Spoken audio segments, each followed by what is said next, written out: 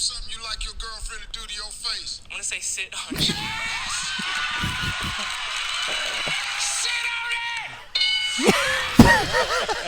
That's the winner. Hey, Roundtable Podcast. Shout out, Thanks, Steve. Harvey. What up? What up? I'm your boy, Corey G. Small Arms Danny at Trey Speed and the graphic gangster himself, Cole Susak. We got Zach Matheny here as a special guest. Yes, sir. Roundtable Podcast. What's up, fellas? What up? It's good. How good is this cigar? This shit is smooth. Why don't This you talk about these a little bit? This is about to be my signature cigar. This is the same cigar I smoked that epic night at Arnold Schwarzenegger's house for the first time on the back patio, thinking, how the fuck did I get here? But this cigar was so good, I tracked it down I went through over valleys, through rivers. Through the mountains. Through the mountains. Have you You been to a know, mountain I before? talked to a few monks. I went through and I found. He's describing Batman's journey right now. Yes.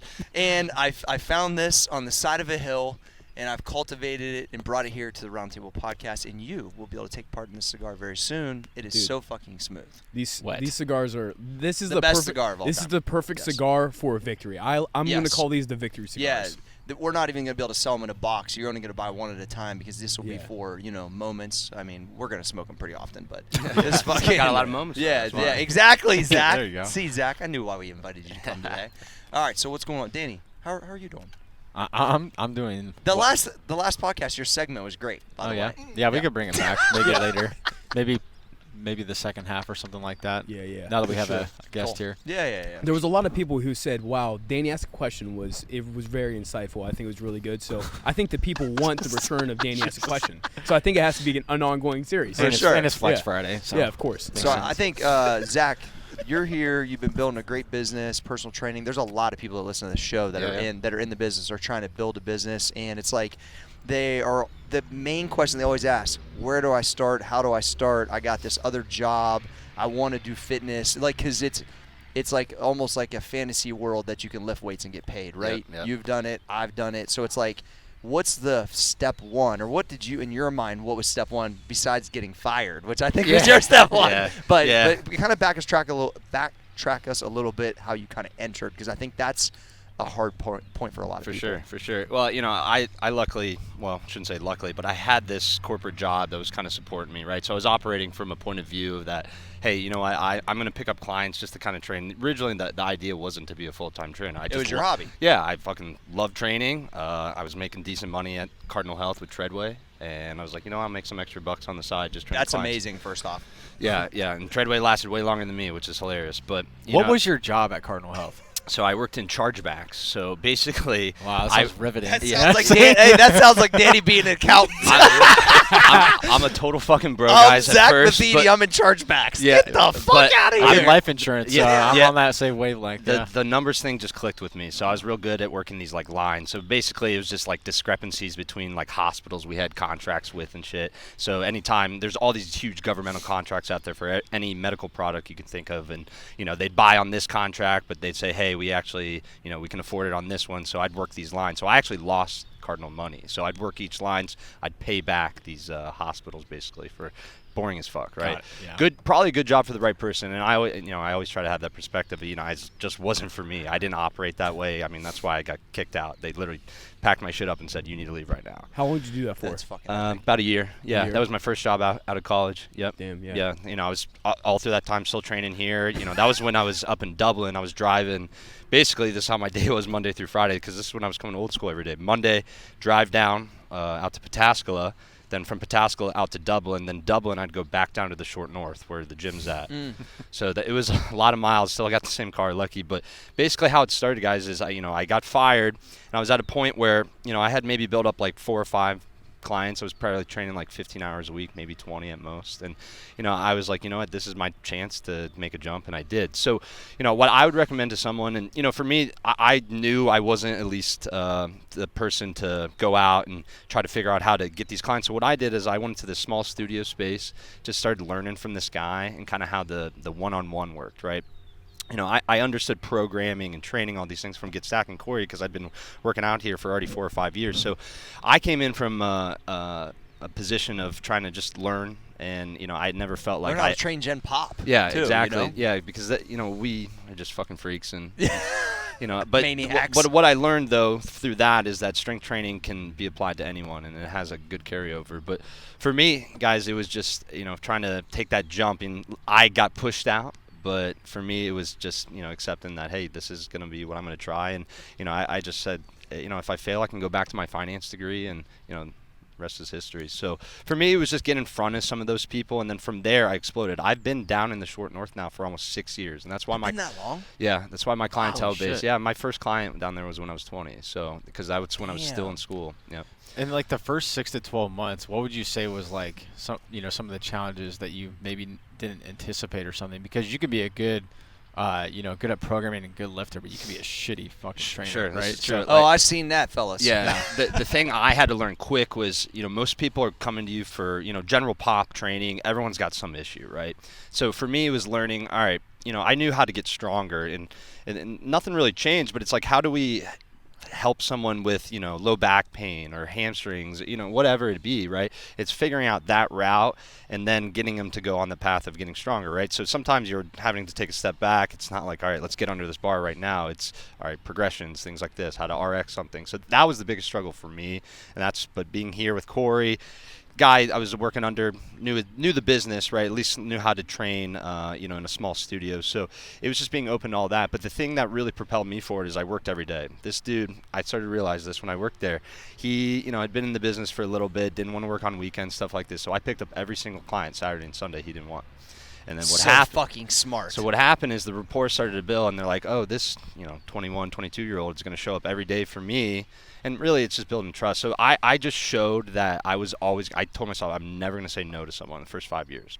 If they want to come in on Sunday, Saturday, I still train Saturday and Sundays this week. I still train. You get money on Sundays, Oh, bro, fuck because yeah. everybody's available. Yeah, everyone wants to start. It's crazy, actually. I really believe when I was 21 and I said, hey, you know what, I'll show up. I started training a couple people on Sundays. I'll wrap 8 to 10 people on Sundays sometimes now. That's wild. And make a G on Yeah, Sunday. G on so. just a G boy on a Sunday. So it's really because a lot of people are open on the weekend, and they want to be in there. And most trainers are like, oh, I want to take the weekends off, whatever. But that was the thing that separated me from the beginning, and from there it's just showed up. That's every a day. great That's point, because huge. that's like showing like actual execution of how you went from it kind of being this to that. Yeah. You know what I mean? Yeah. How it bad was you want it. It was a slow fucking build, guys. I mean, I was Yeah. at that gym chiseled for year and a half, 2 years, building my book. Went across the street. That's when I started training with Zach. I was there for 2-3 years. Got kicked out of that place. Currently at the warehouse gym. We'll just talk about that. training clients. Yeah. Yeah, I mean, I've learned that I don't really get along with some people sometimes, but that's just because I believe in my way so much. So, Yeah. and that's just being here since I was 18. That's So kind of the nature of the Yeah. beast. I mean, I've learned from this guy. Well, so. you believe in yourself to a certain point. It's like you're just in. You know what Yeah. I mean? And I think that's one thing I learned from dealing with Louis was, like, he believed in the system so much that it was like, of course you can tweak things and do things, but if you know somebody's really off base, you're like, that's just not for me. And Fuck even it. even at 21, 22, and I think it's just because I was training here already. But all these people I've worked under, maybe it was an ego thing when I was younger, but I always believed I was I worked out harder than them, and I just cared that much more about lifting weights. I Probably mean, true. I remember the owner said to me once. He looks at me and he says, Zach, if you had your dream job, what would you be doing? I said. And he looks at me and says he'd be a fisherman. And I said, motherfucker, I'd be a trainer. That's Yeah, what I'm I'd be doing doing right now. what the fuck I'm doing right and, now. and that's when it clicked with me. And it's like, oh, some dudes just happen to, they train and this is just what they do. Just like a corporate job, you kind of fall into it. Yeah. But it's like, that's the Good difference point. between me and most trainers, that I fucking sacrificed a lot to get It's into what you this wanna be. space. Yeah. Right? So, and I see a lot of guys trying to get out of the space. So I just fucking lean into it and be I the think person that's I me am. too. I think I realized that young too, Zach. I was like, this is me. Like, I live and breathe and fucking die this way. Yeah. And like, that's not how When it I is still for tell other everybody. trainers that I get up at 3, coming out here to train at 4, and then go back down to train clients, it blows their fucking mind. But Yeah, because you're willing to do what they're not. yeah, and That's the fucking separator. That's how we're fucking savages and we win. yeah. And they Fucking asked good. what tricks and shit I had, and there's really no tricks. I just literally been getting up since 3 Show since I was up. 18. I mean, it's just You might have some tricks I from really- some I other really- parts of life you can share with us. yeah. Well, I gotta start going to bed a little earlier. Tucker Max shit. Fucking that, I think there was like some amazing spots that you just shared with some of these young people, that like how to get into it and things they're wanting to do that Yeah. things that So they're loud. things that you were willing to do that others weren't, and that was your spot to like change from, dude, a G on a Sunday that had to replace your income. Yep. From Real your quick. old job. Yep. In one day. Yeah, a I was week. making maybe $1,400 a week at Cardinal, Yeah, right? yeah. So I never tripped on that. Like I believed, I said, all right, I knew I had 5-6 clients. I believed in the 10x potential, right? Like I knew I could keep growing it. I just had to keep believing in myself, and I've been real lucky, and I really believe in building rapport. And my big thing is getting clients to try. Most of my clients now have trained with me for 60% of my people have been with me for 4+ years. It's retention, bro. It's retention, and I try to always tell people, hey, I want to train you so you can go on and do this eventually yourself. But most people stay because of the person I am, and that I just show up, man. I do all the fucking small things right. Writing everyone's workouts down, what weights they hit. Most trainers don't even do that. You're trying to over-deliver. Not Yeah. trying, you are. I am. And Fuck it's just yeah. all the little things, man. Hear Because that? there's a million. I am. There's a million fucking yeah. trainers in Columbus, right? Oh, yeah. That's what I think. This shit is saturated, but how do I make myself different in appealing for business here locally first, right? Yep. That's why, because when I came here, I was like, all right, I'm trying to go to a city I don't know anyone. No one fucking knows me. How do I become a great trainer here? Mm-hmm. Then build enough for 8 or 10 years, which is exactly what you're doing right now. Then how can I become a great trainer, regionally or in the U.S. and then internationally? Like, it doesn't go from Corey walking in his first fucking studio at 20 years old to Corey doing shit with Arnold on fucking bodybuilding.com. Yeah, It doesn't work that fucking No, way. man. And that's the perspective. And I was lucky, because you talk about not many people saw you those from 20 to 30, and that's where I am right now, to 26, man. And I keep reminding myself, and I keep telling myself, hey, if I gotta do It the keeps getting better too, Zach. yeah, every year has been better. My COVID year was better than my 2019 was my first year on my own. End of 2018 going into 2019, I did better during COVID with the fucking gyms closed for 4 months than I did the previous year. Because once again, you were willing to do I showed shit. the fuck out. I was going to the So park, good. man. I was training fucking people in my 800 square foot apartment. So I bought crash pads so we could still deadlift and shit heavy. Nothing really changed. So man. fucking good. And You figured it out. Yeah. You know what I mean? Most people just were dormant and they just kind of sat there and was, woe is me, look for a handout. Well, it wasn't even I figured it out. I had an answer for someone that next day. I remember gyms closed March 16th of 2020. I had an answer for everyone March 17th. I found it. I was calling him. I was driving around Grandview. I found parks. I had shit in my apartment. Fuck yeah. Because that's the ultimate entrepreneurial thing, is you always have an I'm not answer training. and I'm a an entrepreneur solution. first. Absolutely. Solutions first. Fucking good. It's wet. It is wet, Danny. Yeah, You're right. it is. Trayvon, what do you think? You're taking it all in over there. You know this. He's taking that cigar. yeah, in. I know. She's Yeah. like, I'm over here in the cut. No, yeah, I'm just chilling. chilling. Yeah.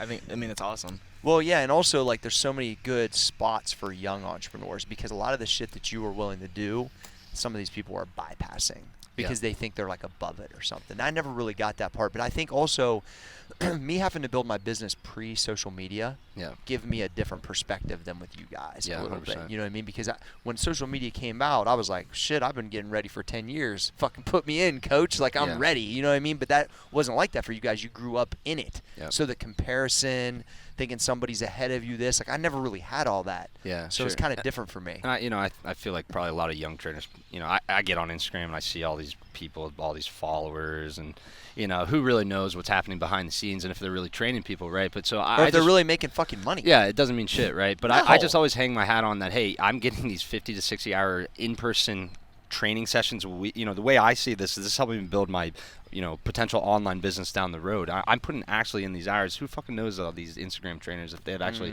trained anyone in person? And, I think you can be a good trainer and only train online, but I really hang my hat on, like, hey, I'm in there with these people every single day learning. I'm, of course, learning with them, too. And so many different pops, bro. Right. I think And that's a and big that's part I'm of still it. a big part of that. My business is still a lot of general population, but over the last 2 or 3 years, I'm definitely starting to get more of this crowd that's strength based, but bodybuilding focused stuff too. So, and it is. I mean, I had to, I want to be able to train more athletes, power lifters, bodybuilders. That's definitely where my niche is at. But still, right now, probably most of my clientele are the general pop. Think about this too, Zach. That 10 years that I put in before any of you guys did one of my workouts on Twitter. Yeah. I was doing in the same way. I was refining them, trying them. Me and Dustin were trying them. We were trying them with our clients. Then I brought them out to the world. Yep. Then it had a, so it's like, if I don't have that big, like, Tupperware full of just workouts, which I would just pull out, give some ridiculous name to, change a couple things, and put on the internet. And I had 10 years of those workouts in that fucking in that box. Then my life's completely different. If I don't spend that time basically honing my craft. That's what I've kept trying to drill with him is like, it's coming, it's coming, it's going to incrementally get better, but then the craft is going to be so deep that no one can take it from you. Yep. It's not fake. It's real, fucking it's real. There it's you real, go. Man. That's big. That's big. It's the same as the hours all these guys are putting in their own individual areas. Like, because we can fast track it because of the amount of time and the amount of production and the amount of reps that we get in just even with the podcast in a 3-year period, we don't fucking miss a week. Yep. It's like, you know what I mean? So reps.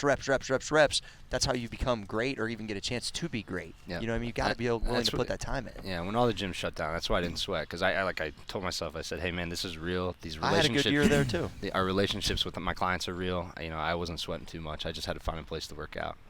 That's the point I want to hit on, is that it seems like all of your clients do have a real authentic like relationship with you, probably because what they see is exactly what they get, and you're probably having real fucking conversation with them and actually trying to help them. Well, you know, most of my clients, they all follow me on Instagram, right? And they see me getting up. They see me They respect lifting. it, bro. They see me lifting with bands, which we're doing in there. And that provides that trust level to a whole nother thing. Like, and they kind of understand like what Zach just did. Yeah. I just felt what 135 in this band felt like, and I just watched Zach do that. Yeah, okay. you know, he knows a lot more than I do. A lot of them were doing the red minis, just one doubled up, and I'm like, hey, I just fucking squatted it through 4, right? Yeah. So, that's great though, because that showcases the level of where you're at. I mean, they understand, like, hey, I started with one band. This is where I was at. This is where you're at right now. Like, let's get you there. I mean, it's a process. It took me X amount of years, but you can get there too, right? And I think that just, you know, takes that relationship with the client that much better. They trust me that much more, and it makes it a wrap. The other thing too is the unique way that we're doing stuff.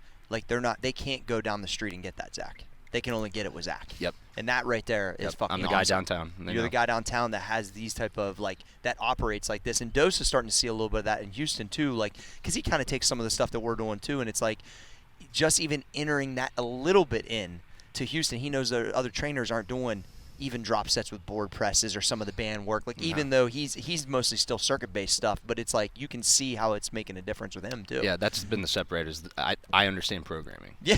Yeah. And once you understand it, it's a wrap. And that's why I try to tell people, like, I've been doing programs for the longest out of anything. I was programming for my friends when I was 15 years old. I'm fucking about to be 44. Like, I've been doing this I've been thinking about concepts of programming for the longer than anything other business-wise. It's really that broken down. It's that basic. So Longer than I've been alive. yeah, real talk, Trey. I think it's really cool to see how like bought in like some of your clients are, because that like shows me some of them are hanging out at the booth. I guess. Someone can come up to the Arnold and like they're tagging like us, like they're fully bought into everything you're doing. Yeah.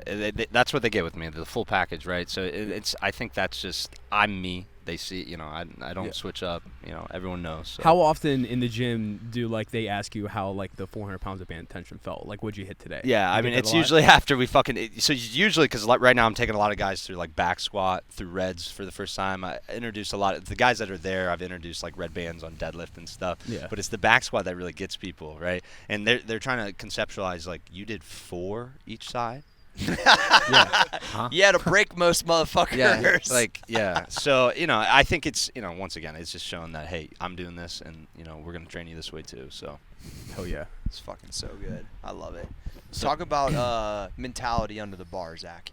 I've, in my opinion, since you came in this door, you've grown a lot through like just getting under heavy weights, grinding through heavy weights, the mentality walking up, having good meets, having bad meets, having a lot going on, and then going and pulling 650, and then not having as much going on, and then not being happy with your lifts. Like, you've seen the ups and downs. How have you like balanced that mentally, and how have you grown? I think because I've seen a lot of that. Well, I think the reason I've been here for so long, and you know what drives me, and you said this on one of the podcasts recently, G, but things in my life, my business and everything are always moving the most forward when my training's a priority. Yep. Right?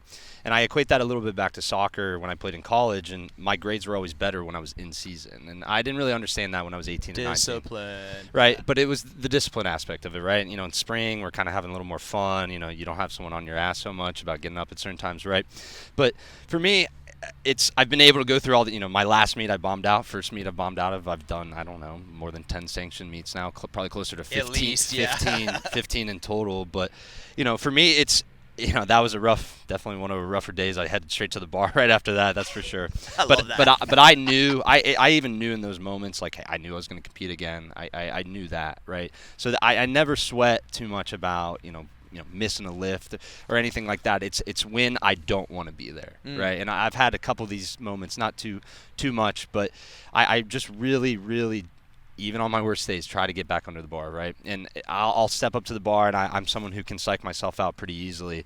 And it's just getting under it and thinking less, and kind of hence the dive bomb, how that kind of evolved into. Yeah, a that's real right. thing. Yeah, talk about that real quick. I think that's a good idea. Because a lot of people see you do that and be like, why the fuck is he doing that? And you're elite at it, obviously. The dive bomb actually came out of when I Explain the dive bomb. Yeah, so the dive bomb is thinking less and just fucking lifting. He's just grabbing it off the fucking ground like yeah. a fucking maniac. Yeah, and well, like a fucking caveman. That's what it looks like. Yeah, it's some caveman shit, really. But it's first is loading the hamstrings as tight as I can and trying to feel them like firing. So when I'm loading up for that before I dive, I'm tight, I'm braced, and all these things, of course, right? But the idea is like I see a lot of people rolling the bar, they're messing with it too much. Just fucking pick it up, right? I probably not on a squat, you wouldn't just drop right under it. You walk it out, brace a little bit, whatever. But the idea is you just fucking fire so fast that you're thinking less and you beat it up, right? And I think bands helped me a lot with that. The first time I did that was when I pulled 650, and that was that same week I left to start training with Zach. So I left the first gym. So I think a lot of that was my confidence too, building up to that meet. But push-pull, pulled 650, and dive bomb has just been the way since. So it does take a lot of technique, but you used to like get up and think too much. I And do think all about that, it, and I would be like, man, I know this motherfucker can pull more weight than this, and it was just more of a mental thing. Yeah, it was all mental. So for me, it's just fucking getting fired up and walking up to that bar. My grandpa used to tell me this thing on a golf course all the time: if you think you stink, just fucking swing the golf club. Well, it's back to the reps, right? The more reps you have, the less thought it gets out of you. Yeah, right? you're just reacting like a bait. Like if you're in a batter's box, that's me and AG talked about this a bunch. Like AG loves pitching. He can be in like serious situations, real methodical. He doesn't get rattled. But in the box, he doesn't do as good, is because he's overthinking. It's a reaction. Here, it's more pinpointed thought. So it's like you have to, if you know that about yourself, you have to take that out. So he needed a dive bomb version of his batting. I think we haven't figured that out, but the reality is I think it's a mentality thing. So it's like you need a strategy around it, which you found, and now became an elite deadlifter because of it. Well, it becomes like muscle memory because you step up and then you just know where your body's supposed to be. And it's the ultimate commitment. Yep. Because that's one thing I like about Olympic lifting, Danny. And you could speak on this. I'm not great at it, but I like the fact that when you jump under a weight, you either commit to it or you're never going to make it. Yeah, you do or it's you don't. very similar. Yeah.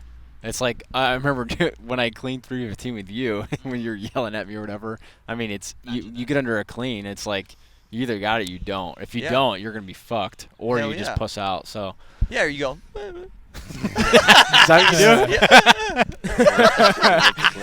do? That's a clip that cow. Tuck it back. Yeah. I would say for most people working up to a heavy deadlift, how most people will grab the bar and fuck around with it. Yeah. That 3 to 5 seconds is literally where you get fucking kicked in the ass by yourself. Yep. Straight up. That's where the softness comes in. And what you did is listen, you're not going to think cut it. out the softness. Yeah, you're not going to think about it being lighter, right? You're not going to think it up. You're not going to think about it at all. Yeah. I mean, that Danny doesn't know how to smoke a cigar. Yeah. No, you kind of come unraveled at the top. Oh, don't. Hey, this Danny, quality really? control, Danny. really? There we go. Nah, this is good. Good. Who's it? I was going to say something. Please, Danny, go unrelated to lifting specifically, but like rewinding it back to Cardinal and making the transition. So many people want to do something like that. Maybe it's not personal training or something like that. But did you ever kind of shit your pants at any point, or you were just so definitive in what you were doing that you were just all in? When they walked up to me and said, collect your shit and leave, I shit my pants, definitely. But, Mom, I got fired. For me, I definitely was scared in that moment, but I fell back on, hey, I had 10, 15 clients. I was already making kind of close to what my salary. I was making piss money at Cardinal. It wasn't good enough to stay. Yeah. It was my first job out of college. So yeah, the shock of being scared and all these things. Yeah, of course. But for me, it was like, all right, I'm 22. I grew up in a household watching where my dad hated what he did, just hated what he did, and I always promised myself that wouldn't be me. Yeah. So and he came to the gym the next day, and what did I tell you? Yeah, it was the best thing that was probably ever going to happen to me. And he was 100% right. And I remember looking at – that was probably one time I was actually mad at Corey. I was like was like, how the fuck is he gonna say that to me the day after? I'm like, I literally have no money right now. And I was like, I can barely drive here with gas. And then it's funny, I look straight at him and go, "That's the best thing ever happened." Yeah, I was like, what the? I was like, this dude's crazy. I still have the video of when I left. Like I drove by like the the sign in the front, and I just like took a video, and I'm like, fucking, I'm out right now. Yeah, it was amazing. Yeah, it was one of those It's weird. a burn the ship moment. Yep. You had no choice. Yeah, You and had to it win. was, and I was just, I swallowed some pride there, and I think part of me just felt bad because of the person I am. I didn't want to be the person that got fired from a job, even if that job wasn't the right place for me. But, that makes sense. It really lit a fire under my ass. So. Yeah. So good. Is this time to take a break? Cool. Yeah, this is a great time to take a break, and I think we'll get the director of athletics at Max Ever Muscle, Tyler Treadway, on. All right, let's go part two. grab. All right, Yeah. quick break. And now, a message from our sponsor. The Roundtable podcast is brought to you by MaxForMuscle.com. With us is athletic director Tyler Treadway. Treadway, you got a double mic. You're good. You don't need that mic.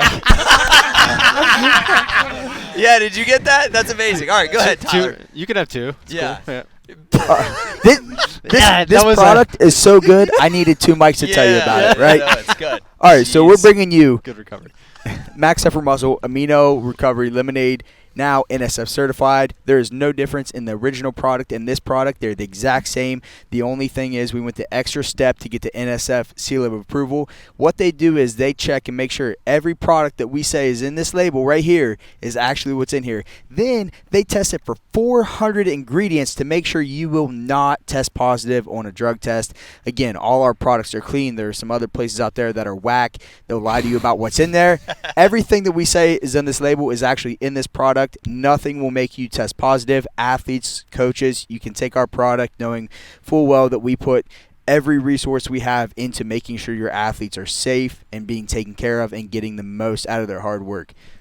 That's all I got. Fuck yeah. How can they get a hold of you, Treadway? Treadway at maxeffortmuscle.com. Whether it's high school, college, pro, hit up Treadway, get this thing rolling. Back to the show.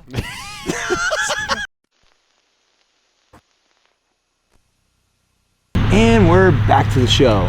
Cole, I gotta tell you, I think that's one of my favorite parts. What, where I do the segue? Yeah, The intro? it's really yeah, good. dude, I love getting Treadway on here. Yeah, I really like your confidence on the microphone. Thank you. Well, now for this microphone, I feel like I'm, every time I speak, it's like, it's worthy. No, yeah. Like I've opened my mouth, yes. It's like the chalice. It's like the king's chalice. Yes, I feel like I'm cutting a WWE promo again, basically.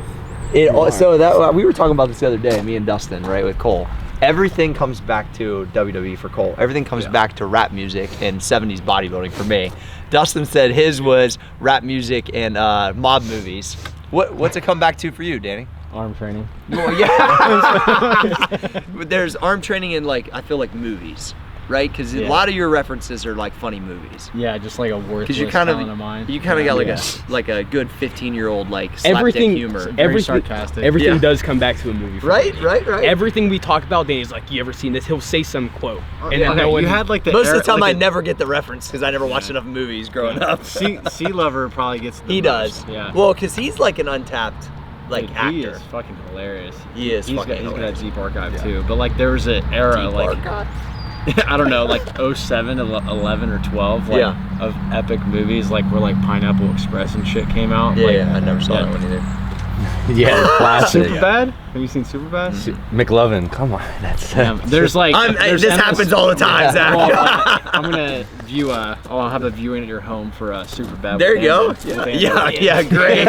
Andy would love that. You'll know exactly. It's gonna be in high school soon. It's time for You'll know exactly why. There's one particular scene. Yeah. Well, I was trying to track down the video. So AG went to the middle school or the intermediate school the other day to do something for some charity, and they had to bring 3 kids up on stage. So of course he brings Andon up, right? And they're like, Andon's like, yeah, they're chanting my name when I was and I was trying to track down the video because all I could think, yeah, exactly. That's amazing. Yeah, pretty fucking good. But oh gosh, we go to class with him. Yeah, and did. And he's like, I think I'm pretty popular. I was like, jeez, it was pretty amazing. It's a running back, right? Yeah, it's like a spitting image. It's unbelievable. Trey, what's it all tie back to for you? Probably I would say fashion, but I would say like a mix of like that like pop, like just like the pop culture of like hip hop, fashion, like streetwear kind of shit. Yeah, like it's cool. the pop culture mix of it in a sense. Zach? I think Give me a I microphone. think a lot of mine is probably 90s hip hop. Yeah. I mean, that's obviously what we came up on. So For sure.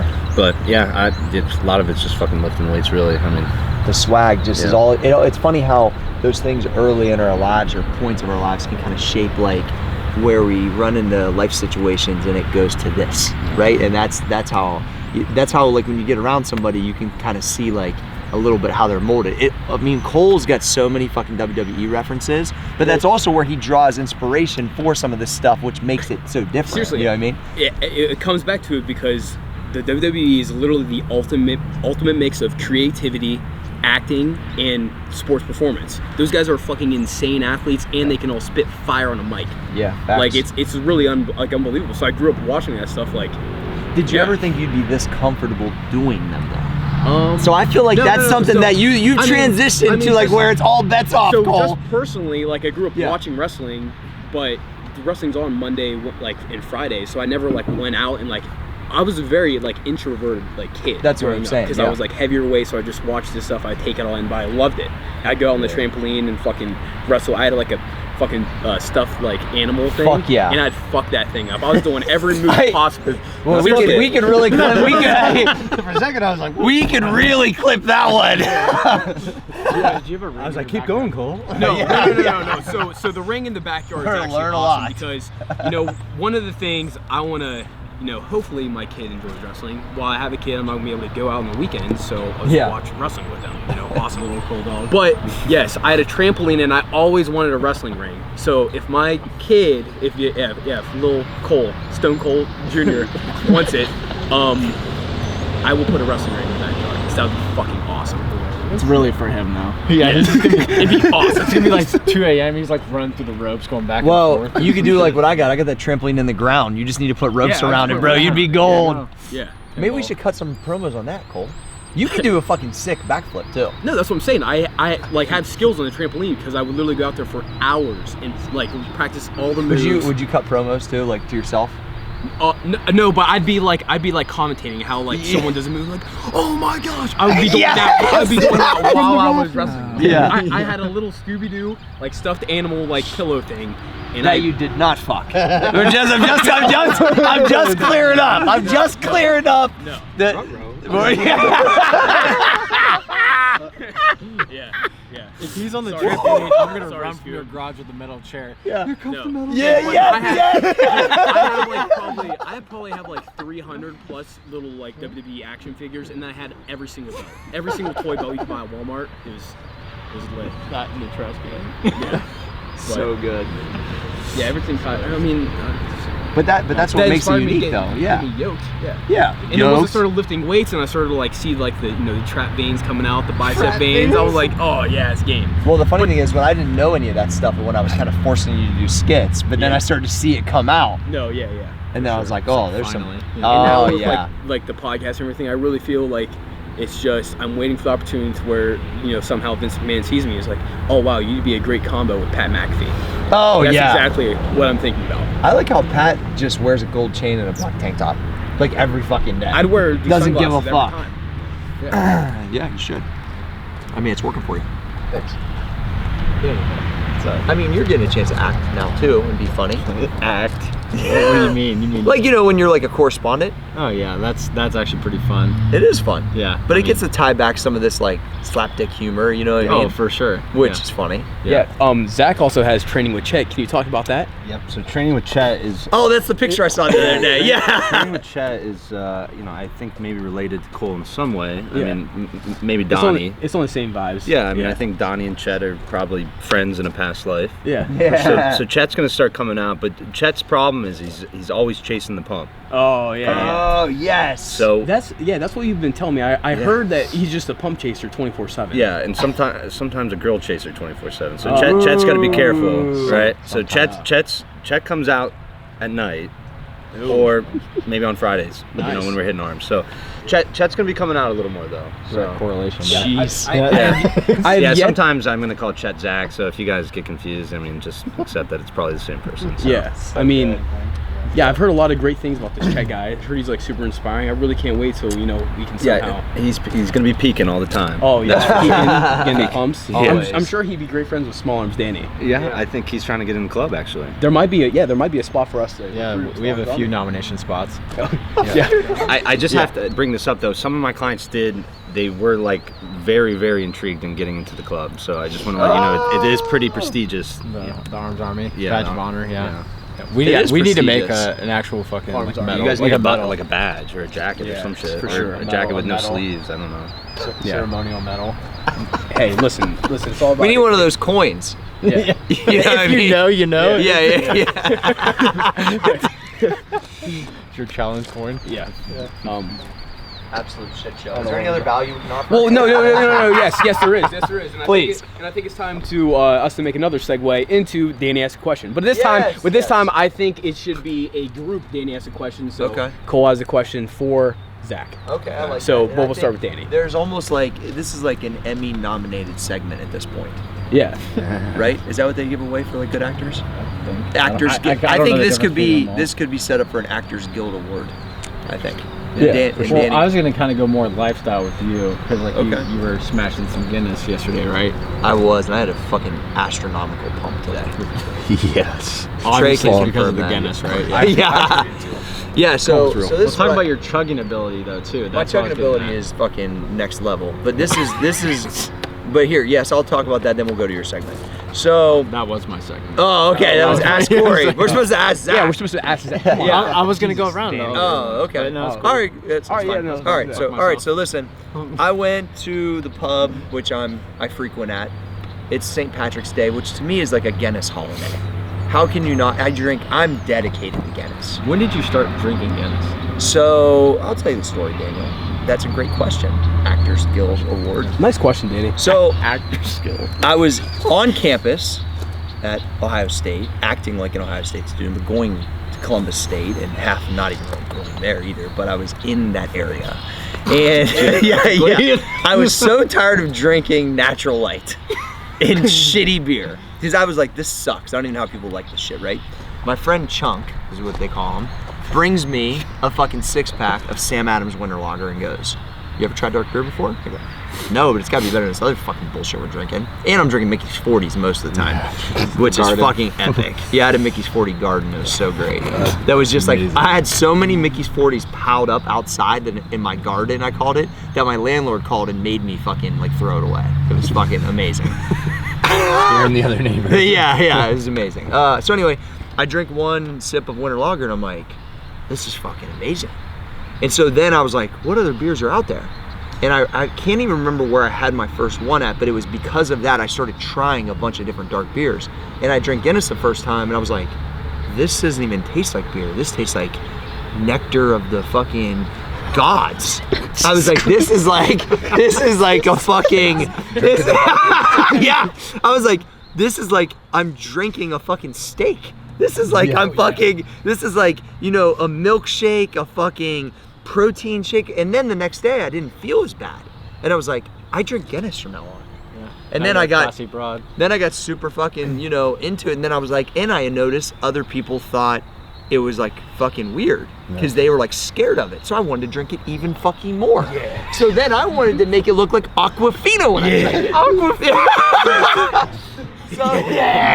So then I was like, I just got real, you know, fucking into it. And then I was like, fuck it, I want to go to Ireland, which I know Zach's been to. I wanted to just like, I became like a Guinness enthusiast, partly because it didn't affect me the same way as light beer. I really enjoyed it, and I realized it was like its whole thing. And they had been producing beer since the late 1700s. Like the history is unbelievable. And so all of that being said, one day we go out to the bar, and I've been on Rachel forever about drinking it. And she's just like, it's too dark. It's the same shit everyone else says, right? It's fucking soft. They never tried it though. Yeah. She drinks, she's like, this is fucking way better. So she gets one. And then from now on, we just order 2. If we go to the pub, they just bring us 2 pints. You know, we go to fucking Ireland, 2 pints. And it's like, it's fucking epic. The funny thing is, when I'm not drinking, because I've got the rules, right, for the most part. That was a Thursday that we just drank, but that's not normal. She goes out during the week sometimes, she'll fucking get a pint. I'll be like, yo, get this pint of Guinness or whatever. And they'll bring it to me, and I'm like, nah, it's hers. And like, and then I'll get like random bartenders that'll be like, Yeah. So and then it's we got deep. We got it at the house on tap. We went to Ireland and drank it. Went to the storehouse. So it's really been a major part of my degeneracy since then, and I fucking love it. So yesterday I drank 2 pints with Rachel. They tasted once again like Aquafina.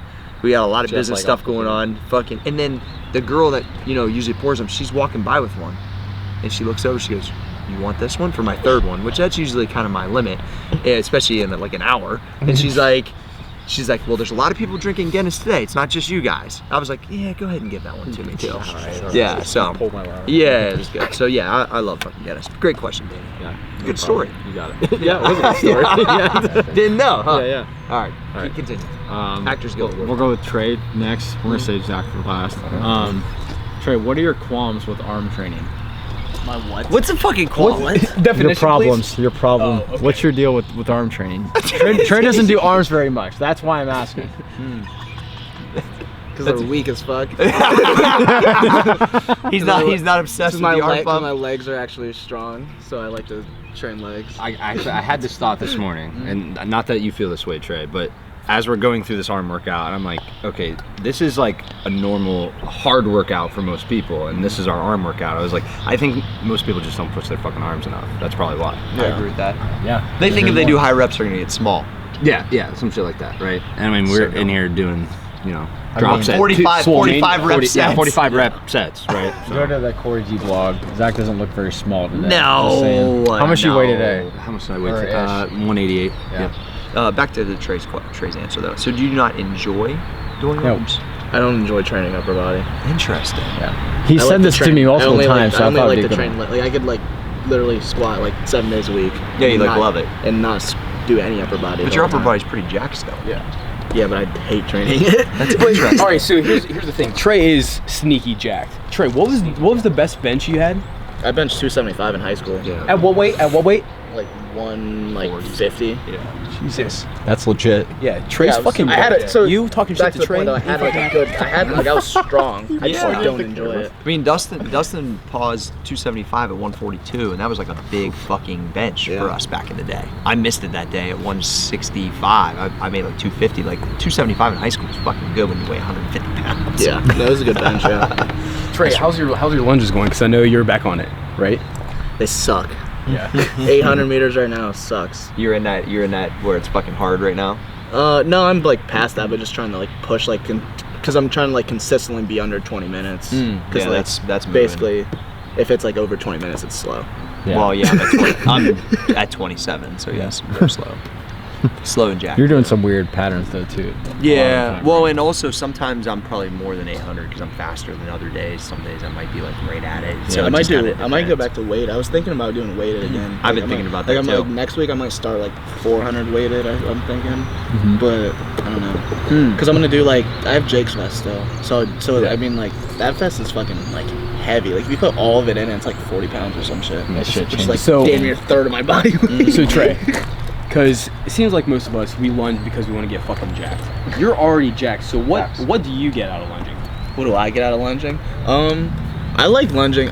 So when I lunge 800 meters, I feel to me it's when you get done, it kind of reminds me of track, when I would run the 400 meter is what it is. It's the dopamine, it's the dopamine hit, and then the fucking, and then just the difficulty of the workout too, as well as that. I just like the fucking I just like it because it's fucking hard. And lunges are one of those things that as much as you like them, They still suck. When you go to the track, when you're going to the track, when you're going to the track to lunge, you're dude, I don't want to do this. Yeah, I'm checking my phone a little longer in my car, trying to put it on. Yeah, everyone can agree. When you're going to lunge, you're thinking this fucking sucks. Yeah. So just getting through that is I got the pump of my fucking life today though, so I was really pumped. Well, literally pumped after, but they made me feel better today, way better. That's the best feeling too, though, is when you do go lunge though, and you start lunging, and they already they feel good though, and then you're all right, I'm gonna fucking get it today.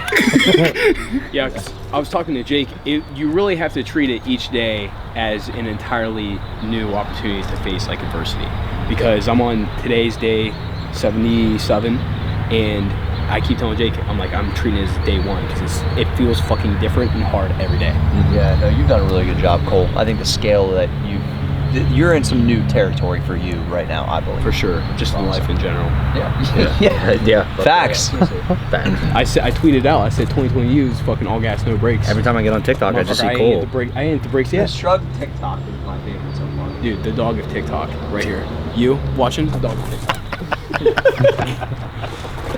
All right. Oh, so Susak, all right, here's your question. So, let's talk about character development. Oh, okay. All right. So you've had an interesting evolution of characters. Obviously, again, coming from the WWE background. How do you think about a character? So, like right now, it's Cold Dog, right? Yeah. So, like, how did we get there? Well, first off, it's all about storylines, and some of this goes back to I think why I enjoy branding and marketing so much. It's how do I basically take something I'm doing naturally and show it into the world and make it in a cool way. So I think the character development it's just creating these storylines and it's just different ways of marketing. I'm basically doing the same thing with each character, just in a new twist. Like, if somebody wants to create their own character, what are you going to tell them? The first thing, and this is just like creating your own brand. Like, what's authentic to you? Like seriously, what's the first thing that comes? It feels natural. Whenever I come up with the names and these sayings and stuff like that, it literally just it slips off my tongue. I don't even think about it. If I more think than 1 about second. making the gym, I didn't have to think about what I wanted. Yeah. I just did exactly what I wanted to train in because it was so authentic.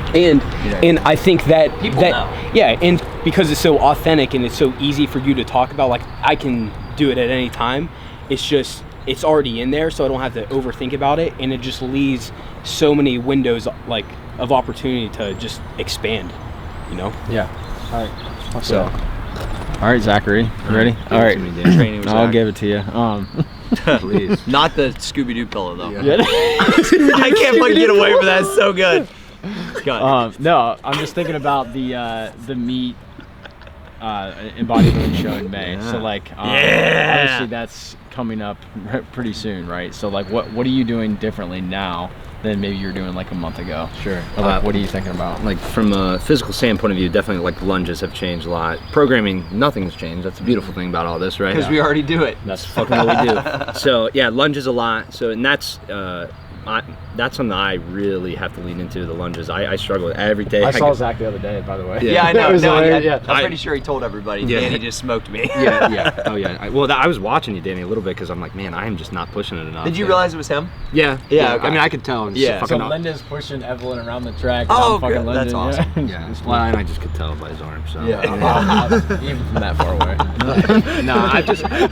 So yours is, Zach, you just, the conditioning piece is going to be the main. Yeah, and which going back to my years playing soccer, I once I find my groove again, it's not tough for me. It's the 400 meters, just kind of being consistent with each day. But like Trey said, it's what I've started to do is put it before my morning client, so I have to get it done and get to the gym, and I'll even get there 30 minutes before my first client, so I have to push it a little bit. Hell right? yeah. So you have a quick window, and you got no choice because actually you're gonna be working the rest of the fucking day. Get it done, right? So it's just for me, it's just showing up and getting those lunges done. That's probably the biggest struggle for me. The diet and nutrition stuff that falls into place for me. I've always just because you're on the AF life, right? Yeah. I'm doing a lot of sweet potatoes and all that. I mean, I'm doing. Cole's getting me maybe on this idea of maybe trying more. Oh, not yet. Oh, down the road. Yeah. Okay. Yeah. Well, I We'll may be experimenting with that here soon. So yeah, the diet and nutrition falls in place for me. Yeah. So, but it's every time I step out on that track, you hate yourself. Question. Well, and when by the time this comes out, we'll have this stuff out for one-on-one with Zach. Zach's going to be offering one-on-one through the community, so you guys will be able to reach out to him. It's I know there's people in our community at Corey GMAX Effort that need that one extra step of help and need somebody to be looking at their forms. Need or want, Matheny's the man. We haven't really been able to offer it, so now we do. I'm going to take the spot over, so if you're looking for that help and that extra little just accountability and everything, I'm your guy, so. Fuck yeah. Get diced. Pumped about that. We good? Yeah, boy. Go ahead. Well, I have one question for Zach. My deadlift, I'm just I seriously think I could deadlift probably I could focus on that for 5 years and I would not be able to pull 405 as fast as you do. So what is maybe you need to start dive bombing? Yeah. What is one piece of advice for anyone listening who wants to up their deadlift so they can be strong? Hamstrings. That's the best thing I'm gonna tell you. Hamstrings. You gotta train your hamstrings. Hammy strap was actually one of the best things for me actually to learn the dive bomb, because what the hammy strap does is that focuses on the eccentric phase so much. So every time I'm doing the hammy strap, how much can I control that way down, right? And for me, that's the transfer over to right as I start to fucking pull. I'm exploding up. That's Not what that. pull, fucking pull. That's the dive bomb. You dive down. I'm controlling those hamstrings so much they're contracting like crazy, and then right when I get flat, I pop back up. So I'm going to tell you, if you can do the hammy strap, if you can do the hammy strap right now, control that eccentric as much as you can, and just learn to fire your hamstrings better. Because when I first came to old school, I remember I could go back to all my videos last. I deadlift with my back. Every time my hips would shoot up, I would never use my legs. And as soon as we started using that hammy strap, we were doing those Russian leans and all that. And all that GHD stuff too, because that's kind of where it started. Then it got progressively harder. Yeah, and so I just tell someone, hey, learn to contract your hamstrings better. I mean, and that seems so simple, but when you're doing your accessory work, whatever it be, try to feel your hamstrings working. Mind-muscle connection, bro. That's all it is. It doesn't. You don't have to be a bodybuilder, bro. You can be a powerlifting man. I'm trying to be a fucking dog. Yeah. All right, well, this episode is brought to you by MaxEffortMuscle.com. It was fucking amazing. Zach, glad to have you on. Happy to have a stogie on a Friday. Hell yeah, boy. Cheers. Roundtable Podcast. I'm your boy Corey G at Small Arms Danny, at Trey Speed, and the graphic gangster himself, Cole Susak. Dog. And Zach Matheny, we out.